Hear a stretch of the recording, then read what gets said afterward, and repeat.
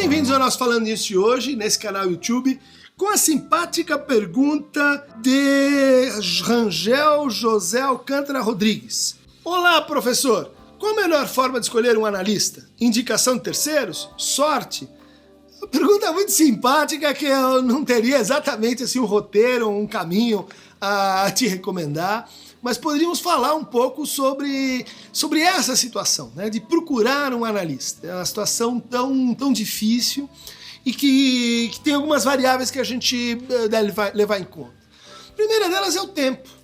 O tempo em que aquilo se faz necessário na vida de alguém. Né?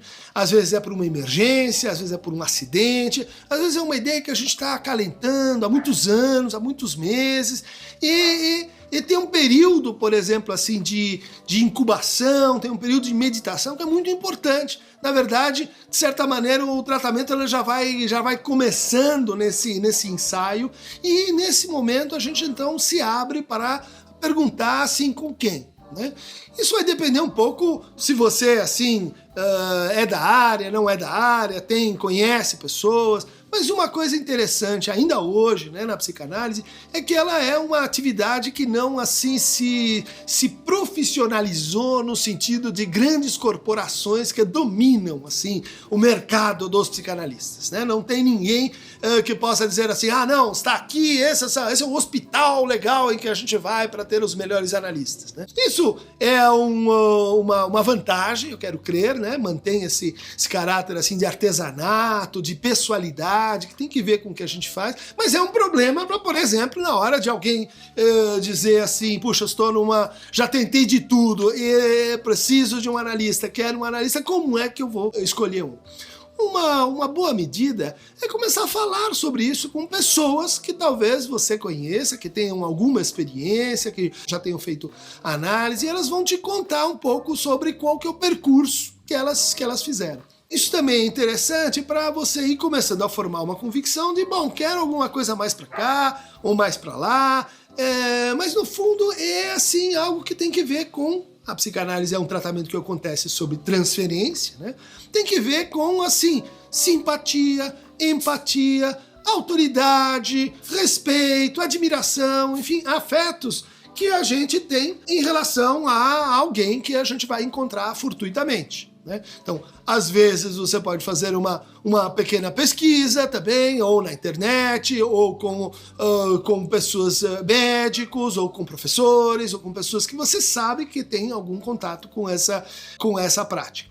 Mas agora passando para um momento assim mais decisivo, né? Esse momento tão difícil que é a primeira sessão, os primeiros encontros, onde que o Freud tem vários pequenos textos sobre isso, observações sobre o início do tratamento, por exemplo, novas observações sobre o início do tratamento, dinâmica da transferência, são textos aí de 1911, 1912, onde o Freud fala desse tratamento de ensaio, que é preciso, sim, dar-se um tempo. Né? Para sentir se a coisa vai, para sentir se você fica à vontade, para sentir se você, enfim, se dá com o estilo daquele de psicanalista. Porque os psicanalistas são muito distintos entre si. Né? Mesmo que sejam assim, não, já fiz análise com lacaniano, ou com kleiniano, ou com bioniano, ou com freudiano ortodoxo. As diferenças de um para outro dentro da mesma escola, elas às vezes são maiores do que as diferenças entre uma escola e outra. Então, aumento, assim, com essa consideração, a sua dificuldade de como escolher. Um palpite, então, importante é nunca desprezar o que você está sentindo. É nunca desprezar que, a coisa está indo bem, a coisa está indo mal. É realmente, nesses primeiros encontros, tentar ser o mais franco possível. Realmente dizer as coisas, inclusive as coisas que incomodam, inclusive as coisas que não caíram bem, suas dúvidas, suas hesitações, esse despir. Porque você fazendo isso, você vai ter também a resposta, né, que aquele analista vai te apresentar, e em cima disso você pode fazer a sua escolha.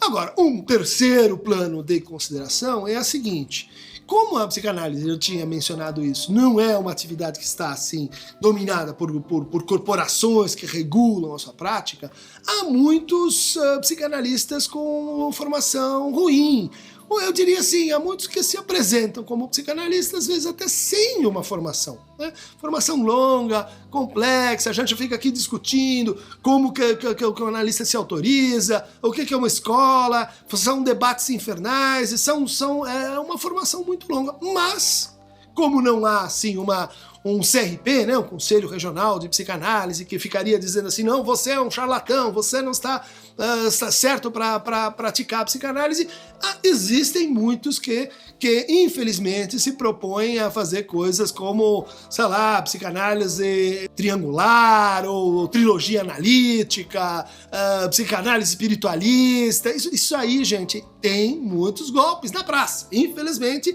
tomem cuidado.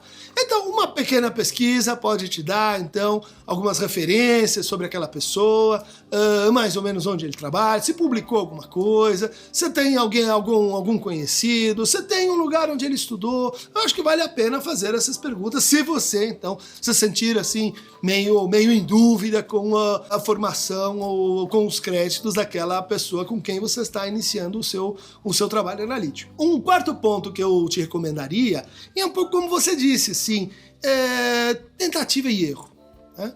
Nesses textos que eu mencionei, o Freud diz uma coisa muito importante. Esse período de ensaio que a gente diz para o paciente, olha, eu não vou te aceitar na primeira entrevista. Eu vou falar, a gente vai falando e daí uma hora a gente decide que vai acontecer mesmo o tratamento. Por que um dos motivos assim, principais para o Freud recomendar isso é não atacar assim o desejo de cura do paciente. É não destruir aquilo que é o seu desejo de melhorar, de se livrar dos seus sintomas, de enfrentar os seus fantasmas, de ir para frente na vida, em função de um fracasso, em função de um mau encontro, dizer assim, não, na verdade, eu não tenho jeito mesmo, olha, fui até um psicanalista e não deu certo. Quer dizer, isso a gente deve evitar sobretudo. Então, aquela pessoa que você vai visitar e tem um primeiro encontro e ela te ataca demais nisso, fuja dessa. Essa não é interessante, né? Um bom analista é aquele que está pensando no que vai ser o melhor para você. Isso, muitas vezes, não tem que ver com ele. Tem que ver com procurar outro, com quem ele vai ficar mais à vontade, com quem ele vai se sentir assim mais confiante e assim por diante. Espero ter te ajudado com essa tarefa difícil e então estou dizendo assim, insista. Eu sei que é um pouco difícil a gente se abrir, né? Mas se não dá certo na primeira, vamos tentar uma segunda, uma terceira. O tratamento psicanalítico vale a pena. O Freud tem uma frase que é mais ou menos assim, né? Nada tira mais felicidade e mais dinheiro das pessoas do que a neurose. E a neurose ela tende a se manter, ela tende a se multiplicar e se enrijecer para cada um de nós. A análise é uma forma de tentar lidar com isso. Uma recomendação que eu faço, então, bibliográfica, é esse pequeno trabalho, né, já um pouco antigo, uma temporada com Lacan, que é um relato do Pierre Rey, da análise que ele fez com Lacan, né? Saiu pela Rocco. E aí a gente vai ver como a análise começa pelos caminhos mais improváveis, às vezes, mais difíceis também. E é bom para a gente ter, então, uma noção do que nos aguarda.